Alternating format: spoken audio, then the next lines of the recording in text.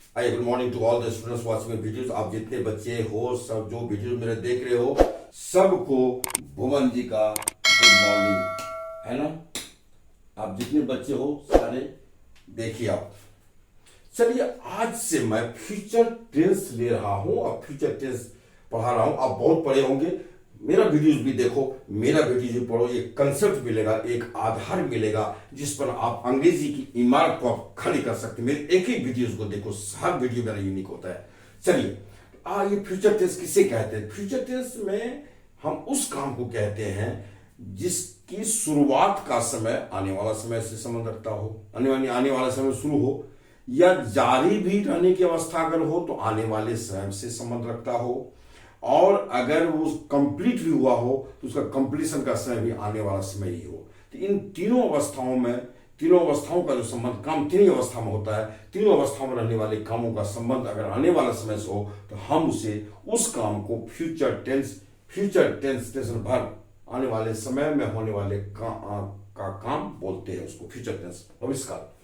तो इसीलिए मैं उसका एक डेफिनेशन लिखा हूं, द इंसेप्शन माना शुरुआत, इंसेप्शन, और ऑपरेशन या उसके जारी रहने की स्थिति, और कंप्लीशन या पूर्ण होने की स्थिति या पूर्णता की स्थिति, मतलब पूर्णता ऑफ अवर किसी काम को, माने किसी काम के जारी होने की अवस्था, जारी होने की अवस्था, चलते रहने की अवस्था या पूर्ण होने की अवस्था, related to the coming time, आने वाले समय से संबंध रखता हो, इसको फ्यूचर टेंस ऐसे को फ्यूचर टेंस कहते हैं। मतलब उस काम की जिसकी शुरुआत जारी रहने की अवस्था और पूर्ण होने की अवस्था, तीनों का संबंध आने वाले समय से संबंध रखता है या आने वाले समय में होता है, इसी को हम कहते हैं फ्यूचर टेंस। और फ्यूचर टेंस जैसे वह जाएगा, एग्जाम्पल देख लीजिए, वह पढ़ेगा, अभी पढ़ेगा, आने वाला समय पढ़ेगा, सभी आ जाएंगे, तो आ जाएगा भाई, अभी आया नहीं है, वह पढ़ता रहेगा, तुम खा लोगे, वे सभी पढ़ चुकेंगे, ये सब होता है। ये है सब फ्यूचर टेंस। तो फ्यूचर टेंस में साइन होता है, साइन, रूल ऑफ साइन में दे दिया हूं पहचानने का। फ्यूचर टेंस जितने काइंड होंगे सब काइंड पर ये रूल लागू होगा, रूल ऑफ साइन, ध्यान रखिएगा। तो जनरली गा, गे, गी, etc are seen with a Hindi verb. Hindi verb जो होता है उसके साथ साथ कोई फ्यूचर टेंस किसी प्रकार क्यों ना हो, उसमें जो ही वर्ब आएगा सब वर्ब में गा, गे, गी लगा रहेगा। आप देख लो, जैसे फ्यूचर इंडिफिनिट है, फ्यूचर इम्परफेक्ट है, फ्यूचर परफेक्ट है, कोई भी टेंस क्यों ना हो। वैसे तो अभी वर्तमान समय तो ज्यादा से ज्यादा लोग अब इस टेंस को अवॉइड करके चल रहे हैं, तो वह फ्यूचर टेंस। आइए फ्यूचर टेंस में अब हम लोग पढ़ते हैं फ्यूचर इंडिफिनिट, सबसे पहले लेके चलते हैं। फ्यूचर टेंस में सबसे पहले हम फ्यूचर इंडिफिनिट उठाए हैं। सब टेंस में जो भी टेंस पढ़ेंगे तो सबसे पहले उसका इंडिफिनिट पढ़ना पड़ता है। इसी को सिंपल फ्यूचर टेंस बोल सकते हैं आप, इसी को सिंपल फ्यूचर टेंस भी बोला जाता है। आइए उसका डेफिनेशन देख लीजिए। इसमें होता है कि जो काम आने वाले समय शुरू होगा, आने वाले समय शुरू होगा, अभी शुरू है नहीं, ऐसे ही काम को हम फ्यूचर इंडिफिनिट बोलते हैं, सिंपल फ्यूचर इंडिफिनिट बोलते हैं। इसका डेफिनेशन में दे दिया हूं, the work that is to be started, start होने वाला हो, इन द कमिंग टाइम, आने वाले समय में, इज कॉल्ड कहलाता है future indefinite tense. Future indefinite tense कहलाता है वह काम जो आने वाले समय में शुरू होगा, उसे फ्यूचर इंडिफिनिट टेंस कहते हैं। ये हिंदी मैं बोल दिया, मैं लिखा नहीं, मैं बोल दिया। एग्जांपल देख लीजिए, वह पढ़ेगा, अभी पढ़ नहीं रहा है, वह पढ़ेगा भाई, सभी आएंगे, अभी आए नहीं, आएंगे, काम शुरू होगा, आने वाला, आना काम शुरू होगा। वह कल से पढ़ेगा, आज से नहीं, कल से पढ़ेगा, टाइम दिया हुआ, या वह कल पढ़ेगा। तो चलिए हो गया। अब रूल ऑफ साइन, पहचानने का नियम क्या होता है कि गा, गे, गी, ईटीसी कम्स, ये आता है with a Hindi verb, Hindi verb के साथ गा, गे, गी ये आता है। जैसे अब देखो, वह पढ़ना में गा लग गया, पढ़ेगा, इसमें गे लग गया, इसमें गा लग गया, सीता पढ़ेगी, गी लग गया, ऐसे होता है, कोई दिक्कत नहीं। आइए रूल ऑफ फॉर्म सब बनाते हैं कैसे। तो गागिकी के लिए इसमें शैल विल का यूज होता है, और शैल विल एक मॉडल है, और जिसके साथ मैं चर्चा कर चुका हूं मॉडल के बारे में। मॉडल है जो सदैव भीमल लेगा, यही कारण होता है कि सब्जेक्ट शैल विल लेगा और शैल विल के बाद भीमल लेगा। इसके साथ कोई और भाग नहीं आएगा। इसका प्रिंसिपल क्या मैं बताने जा रहा हूँ आपको। और निगेटिव रहेगा तो नॉट लगा दीजिएगा, नहीं तो नहीं लगा हटा दीजिएगा, कोई दिक्कत। इसलिए मैं ब्रैकेट में दे दिया हूँ। तो चलिए मैं कुछ एग्जांपल्स इंग्लिश में दे करके फिर मैं और आगे चर्चा कर रहा हूँ। देखिए एग्जांपल्स में ले आया हूँ यहाँ फ्यूचर इंडेफिनिट का। वह आएगा ही विल कम, वह पढ़ेगा ही विल रीड, मैं खेलूंगा आई शैल प्ले। देखिए शैल और विल में थोड़ा सा अंतर यूज में, आई और वी के साथ शैल का सामान्य तौर पर जनरली शैल का यूज करो, और शेष के साथ जो भी नाउन प्रोनाउन शेष है सिर्फ दो को छाटिए, और शेष के साथ विल का प्रयोग होता है। वैसे आधुनिक इंग्लिश में सबके साथ विल ही लगने लगा है अब, तो वैसे आपकी इच्छा है।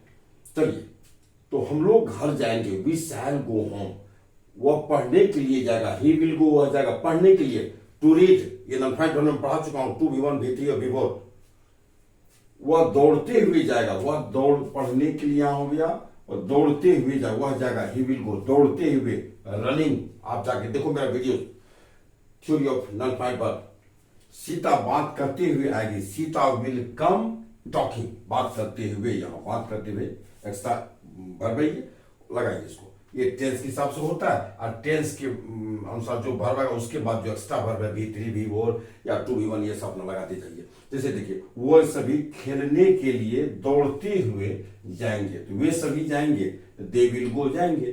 कैसे जाएंगे? दौड़ते हुए। पहले ये फाइट को उठाइए, रनिंग, तो पढ़ने खेलने के लिए टू प्ले दीजिए। सबका अपना अलग अलग मेथड है। हम इस तरह के ट्रांसफर प्रेजेंट बता चुके हैं आपको, और प्रेजेंट परफेक्ट बता चुके हैं आपको। वहां जाके देखिए आप, कोई दिक्कत नहीं। सभी पढ़ने के लिए हंसते हुए आएंगे, all will come laughing to read, all will come सभी आएंगे कैसे? हंसते हुए, लाफिंग, पढ़ने के लिए, तो टू रीड ये बनेगा आपको, कोई दिक्कत नहीं। तो चलिए अब हम लोग थोड़ा सा रूल ऑफ फॉर्मेशन में इंट्रोगेटिव साइन ले लेते हैं, इंट्रोगेटिव ले लेते हैं, और फिर ऐसे फिर आगे बढ़ जाते हैं। देखिए इसका इंट्रोगेटिव में ले आया हूं। इंट्रोगेटिव सेंटेंस कैसे बनेगा? सब WH उसे पहले यस नो बनाएंगे, तो yes no shall will plus subject plus V1 plus object. Shall will को सब्जेक्ट से पहले ले लेंगे तो हो गया यस नो इंट्रोगेटिव। इसी यस नो इंट्रोगेटिव में अगर WH वर्ड जोड़ेंगे तो WH इंट्रोगेटिव बन जाएगा, जिसे डिस्क्रिप्टिव इंट्रोगेटिव भी आप कहते हैं। मैं दोनों सेंटेंस का मिस ले आया हूं। आप अब ये घिसी पिटी बातें हो गई आपके लिए, मेरे ख्याल से पीछे मैंने काफी वीडियो डाल रखा है, आप उसको देखते रहो। तो क्या वह जाएगा? Yes no interrogative. Will he go, वह जाएगा, ही विल गो, और विल को बाहर कर देंगे, विल ही गो। वह कब जाएगा? फिर WH देख लीजिए, इसी को बनाएंगे। तो विल ही गो में क्या? When will he go, yes no में WH जोड़ दिए, तो ये आपको WH इंट्रोगेटिव बन गया। मैं पढ़ूंगा क्या? शैल आई रीड।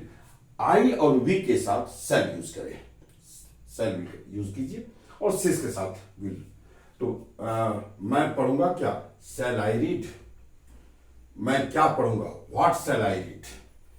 क्या मैं नहीं पढ़ूंगा? निगेटिव देख लीजिए, शैल आई नॉट रीड। अगर नॉट हो तो आप नॉट वाले सेंटेंस को दो तरीकों से बना सकते हैं, दो तरीके यहां बता दिया हूं। शैल नॉट को सब्जेक्ट की बात रख करके, सब एक बार सब्जेक्ट से बाहर रख करके, तो शैल आई नॉट रीड, एक बार सब्जेक्ट से बाहर, तो सब्जेक्ट से बाहर शैल और नॉट एक साथ आएगा तो शांत होता है, और विल नॉट एक साथ आएगा तो ओंट होता है। मैं थोड़ा सा लिख दूंगा, शांत आई रीड। फिर देखिए मैं क्या नहीं पढ़ूंगा, मैं क्या नहीं पढ़ूंगा, तो इसी को मैं आपको WH पे ले गया इसी सेंटेंस को। तो what shell I not read और व्हाट शांत आई रीड, अब दोनों देख लो। फिर देखिए हम डिफरेंट टाइप का, कौन पढ़ेगा? Who will read. हु के साथ तो हु, तो सब WH और सब्जेक्ट दोनों काम करता है। यही कारण होता है हु के बाद आप सीधा टेंस के हिसाब से वर्ब आता है। मैं हर टेंस में इसका एक एग्जांपल देते जा रहा हूँ, हु और हाउ मेनी का, ताकि इस बार कंफ्यूज करते हैं बच्चे। तो कितने छात्र पढ़ेंगे? How many students will read. आपने देखा इसको। अब चलिए हम लोग थोड़ा सा क्वेश्चन टैग पर 2-4-5 सेंटेंस बना करके फिर हम लोग आगे बढ़ जाएंगे। देखिए क्वेश्चन टैग पर एग्जांपल्स आ गया, उसका स्ट्रक्चर आ गया, और विथ एग्जांपल्स, मतलब एग्जांपल के साथ मैं स्ट्रक्चर डाल दिया हूं। यहाँ सब्जेक्ट में शैल will plus V1 plus object, ये पॉजिटिव सेंटेंस हुआ। तो इसका नेगेटिव बनेगा क्वेश्चन टैग, तो शांत या ओंट प्लस सब्जेक्ट हो जाएगा। शैल अगर रहेगा तो शांत जाएगा, विल रहेगा तो ओंट हो जाएगा। कि शैल के लिए आप लाएंगे शांत, और विल के लिए ले आएंगे आप वांट, क्या दिक्कत है? और सब्जेक्ट जो होगा उठा लीजिए, सब्जेक्ट रखने का जो तरीका आप जानते करते हैं। और सब्जेक्ट प्लस शैल विल और नॉट अगर रहेगा और भी, तो फिर सीधा शैल विल रहेगा, नॉट यहाँ आ चुका है तो नॉट वहां दोबारा जाएगा नहीं, सब्जेक्ट फिर अपना चला जाएगा अंत में। तो आप देख लीजिए वह जाएगा ना, ही विल गो, ओंट ही, तो विल प्लस जैसे आप लिखते हैं विल प्लस नॉट अगर इनको शॉर्ट में लिखा जाता है want, और शैल प्लस नॉट को आप शॉर्ट में लिखेंगे शांत, ये होता है इसका। तो ये देख लो, फिर वह नहीं जाएगा ना, he will not go, will he, चूंकि यहाँ नॉट आ गया तो नॉट वहां नहीं गया। मैं पढ़ाऊंगा ना, आई शैल टीच शांताई, शैल वहां चला गया और शैल रहेगा तो आप सिर्फ शैल को लिए क्या देंगे, शांत देंगे, आप शांत वहां दे दीजिए, शांताई, सब्जेक्ट वहां चला गया। मैं नहीं पढ़ाऊंगा ना, आई शैल नॉट टीच, नॉट यहाँ आ गया, अब दोबारा आपको नॉट यहाँ शैल के साथ नहीं देंगे, आई शैल नॉट टीच शैल आई, ये हो गया आपका। ये थे क्वेश्चन टाइप वाला है कुछ क्वेश्चंस। अब आइए हम इसका स्पेशल रूल क्या होता है, हम उस स्पेशल रूल को भी हम इसी वीडियो में लाने जा रहे हैं। थोड़ा सा लंबा होगा तो होगा, कोई दिक्कत है नहीं। अब इस चीज को देखिए, खास करके आपको क्या पूछता है एग्जामिनेशन में, किस ढंग से फ्यूचर टेस्ट पूछता है इंटरमीडिएट लेवल में, उसकी मैं चर्चा कर दूंगा। फिर हायर लेवल की क्या बात होती है, मैं दोनों को यहाँ एक स्पेशल रूल के अंदर ला रहा हूं, आप उसको देखो। वीडियो थोड़ा लंबा होगा तो आप उसको देखो, कोई दिक्कत नहीं है। आइए, फ्यूचर इंडेफिनिट का स्पेशल रूल क्या होता है, हम उसकी चर्चा यहाँ बृहत्व करने जा रहे हैं, जो स्टूडेंट के लिए निस्संदेह एक नई चीज होगी और सामान्य तौर पर लड़के इसमें काफी कंफ्यूज करते हैं और गलत कर बैठते हैं। हम इंटरमीडिएट की बात तो नहीं करूंगा, लेकिन खासकर जो कम्पिटिटिव बच्चे होते हैं, जो एसएससी सीजीएल वगैरह सबके लिए होता है, तो उस सब में ये क्वेश्चन देता है, एरर में देता है, और स्टूडेंट मजे से एरर कर जाता है, एरर बनाता नहीं है, वो निर्णय लेने में उसको दिक्कत हो जाती है। क्या होती है, आइए मैं कुछ चीज यहाँ फ्यूचर इंडेफिनिट रखने जा रहा हूं, आप उसको गौर से सुनो, गौर से देखो। एक सेंटेंस है आपका, वह कल से पढ़ेगा। यहां देखिए, क्योंकि फ्यूचर इंडेफिनिट के सेंटेंस में आपको समय रहता है, समय, और उस समय के साथ से लगा होता है, जिस से के लिए आप सिर्फ फॉर का यूज नहीं करेंगे, सिर्फ फ्रॉम का यूज करेंगे। क्लियर? अब आइए, ये से रह भी सकता है और नहीं भी रह सकता समय के साथ, जैसे वह कल पढ़ेगा, कोई दिक्कत नहीं, आप बिना से का लिखे tomorrow, he will read tomorrow, और वह कल से पढ़ेगा तो he will read from tomorrow. तो फ्रॉम रह भी सकता है, समय जो आएगा तो बिना से का भी आएगा और से के साथ भी आएगा। मैं ये कहने जा रहा हूं, अगर फ्यूचर इंडेफिनिट के टेंस में समय हो, चाहे से के साथ हो या न हो, तो ऐसे सेंटेंस को आप यहां गिन लो, 1 2 3 4 5, 5 तरीकों से बनाते हैं, और आप बनाइए आराम से। और कैसे जा सकते देखिए, पहला, वह कल से पढ़ेगा, ये दे दिया, मैं से लगा दिया हूं, तो ही विल रीड, वह पढ़ेगा फ्रॉम टुमारो, कोई दिक्कत नहीं। कैसे इसका बना, ये बना सब्जेक्ट शैल विल V1, जो फ्यूचर इंडेफिनिट का ओरिजिनल स्ट्रक्चर है, वो स्ट्रक्चर आप यहां देख लो, subject shall will V1, object है ये। अब फ्रॉम प्लस टाइम, फ्रॉम रहे तो रह भी सकता है और नहीं भी रह सकता है, आप आराम से बनाओ। खास के इंटरमीडिएट में +2 के टेस्ट में आपको क्वेश्चन देता है, ही डैश फ्रॉम टुमारो, जैसे ही यहां देगा डैश फ्रॉम टुमारो दे देगा, या टुमारो दे देगा, तो और चॉइस में दे देगा यहाँ रीड, ब्रैकेट में आपको यहाँ क्या दे देगा, रीड दे देगा, READ, रीड दे देगा, जैसे आपको ये नहीं देगा। देखिए, इंटरमीडिएट की बात में करता हूं, +2 की बात में करता हूं। अब यहां खाली जगह आपको दे दिया, ही डैश फ्रॉम टुमारो, और रीड दे दिया चॉइस। अब क्या करेंगे, तो आप इंटरमीडिएट वाले, +2 वाले बच्चे, 9th क्लास वाले बच्चे, 10th क्लास के बच्चे, आप सीधा यहां अगर टुमारो आने वाला समय दिया हुआ हो, चाहे फ्रॉम के साथ हो या नहीं हो, आप सीधा फ्यूचर इंडेफिनिट में लिख दें, ही विल रीड, बस आपका क्वेश्चन बन गया। 9th वाले का, 10th वाले का और +2 वाले का बन गया, कंपटीशन वाले का नहीं बना है, उसकी बात मैं कर रहा हूं।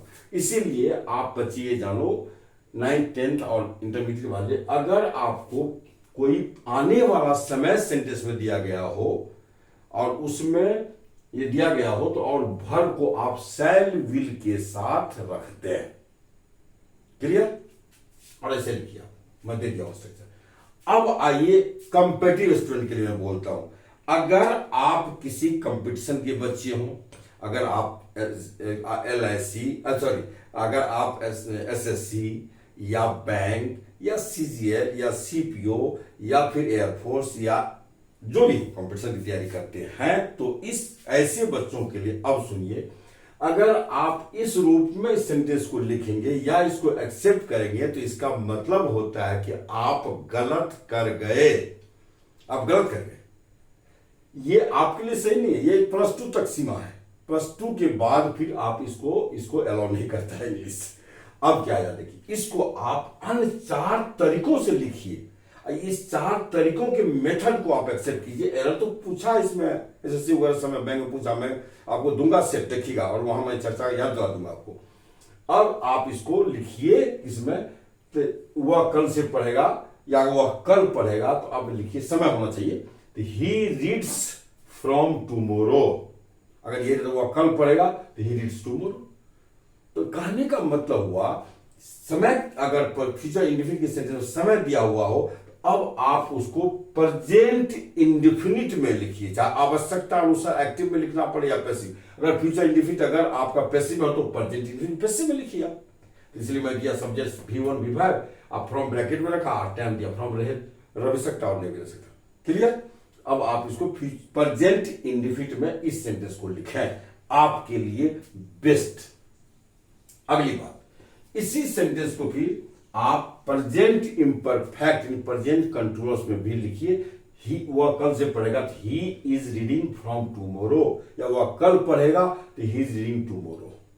यानी कि इसी सेंटेंस को आप प्रेजेंट में लिखिए, आप प्रेजेंट इम्परफेक्ट में भी लिखिए, आराम से बेहिचक। और अगर इस ढंग का सेंटेंस दिया गया है तो ये एरर नहीं होगा इसमें। अगर ये दिया गया हो आपको, आप कॉम्पिटिटिव बच्चे, अगर ये सेंटेंस दिया हुआ तो आपके लिए ये एरर होगा, ध्यान रखिएगा, ये एरर होगा आपके लिए। आप ऐसे नहीं लिख सकते, इसलिए आप या तो इसमें रखो या तो इसमें रखो। He is reading from tomorrow, तो इसलिए मैं स्ट्रक्चर दे दिया, इसको हम रखेंगे subject plus am plus before plus object, from bracket में देंगे टाइम, यानी कि ये हुआ प्रेजेंट कंटिन्यूअस में आप रखिए, प्रेजेंट लिखिए, प्रेजेंट कंटिन्यूअस। अगली बात, इसी सेंटेंस को आप पुनः आप रख सकते हैं एक मेथड पे। क्या मेथड है उसका? He is going to read, ये देखिए, he is going to read from tomorrow, यानी कि इस subject plus am plus going, ये फिक्स कर दीजिए आप इसको। गोइंग फिक्स होता है, एम गोइंग इस ढंग के सेंटेंस के लिए फिक्स है। और उसके बाद जिस वर्ब में गागेगी लगा होता है, उस वर्ब को आप 2 + V1 में रख दीजिए। यहां तक आप बनाइए। प्रेजेंट ये कंटिन्यूअस हो गया जो फिक्स है गोइंग पर, और जो गागेगी वाला वर्ब है उसको 2 + V1 में रख दीजिए, शेष टाइम जो अपना आगे रखिए। इसलिए मैं इसको कर दिया हूं, आपको देख लो, यानी इस मेथड से आप बनाइए। जैसे मैं कल खेलूंगा, मैं कल खेलूंगा, आई एम गोइंग, मैं जा रहा हूं, टू प्ले टुमारो, करें सबके साथ गोइंग सेट कीजिए, सबके साथ गोइंग, लाखों सेंटेंस लाखों के साथ गोइंग कीजिए, लेकिन गागी वाली वर्ब को 2 + V1 रखिए, उसका टाइम अपना आएगा, ऑब्जेक्ट आएगा, जो अपना आएगा देते जाइए। क्लियर हो गया? तो ये बात हो गई, आप इस मेथड से लिखो। या फिर फाइनली एक और मेथड आपका, जैसे वह कल से पढ़ेगा, तो ही इज टू रीड, यानी वह कल पढ़ने वाला है, फ्रॉम टुमारो कल से, यानी सब्जेक्ट प्लस एम और 2 V1, ये 2 V1 दे दीजिए, ऑब्जेक्ट दीजिए, यानी कि जिसमें गागी लगा हुआ है उसको 2 V1 में रख दीजिए। जैसे मैं खाने वाला हूं, आई एम टू रीड, वो खेलने वाला है, इज टू प्ले, इस मेथड पे आप आ जाइए। तो मैं कल पढ़ूंगा, तो I am to read tomorrow, मैंने कल पढ़ने वाला हूं। अब ये देख लीजिए, यानी कि ये मेथड हुआ आपका, ये बुआ वाला मेथड है, ध्यान रखिएगा, और ये है जवान वाला मेथड, जवान वाला मेथड कॉम्पिटिटिव बच्चों के लिए।